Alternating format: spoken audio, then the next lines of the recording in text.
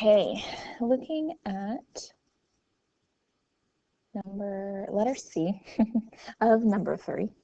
All right, so we are verifying trig identities. So looking here, we're going to have to pick a side. Again, I've said that I always pick the side that has more going on because I think it's easier to simplify than build up. So our left-hand side is tangent theta times sine theta plus cosine theta. And we want secant. Now, there are a lot of ways to go about this. And I changed some things and went back. So this was probably my second try that I got this. So don't be discouraged if you try something and it doesn't work and you have to go back to the beginning, okay? Or if you change something with an identity and you have to change it back for everything to work. That's fine. That's how these problems go. So what I did is I went ahead and changed tangent because that's where I usually start. Tangent usually needs to change. So tangent can be sine over cosine.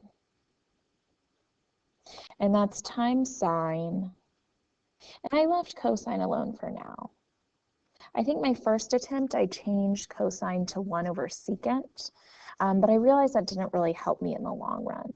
The next thing that I did is I combined these. So I had sine over cosine and sine, that's pretty much over 1. So you can multiply the top and the bottom. So from there, we can get sine squared over cosine. And the reason why I took this route, and then we have cosine theta. The reason why I took this route is because I have 2 groups here, and I know that I'm going to combine them. So I saw that the easiest way to do this was to be able to get something over a denominator, okay, and then go ahead and cancel those out. So what we're going to have is when we want to combine these, we need a common denominator. So this side is missing cosine theta. What we do to the bottom, we need to do to the top. Okay, so we're going to have cosine squared over there. We already have sine squared.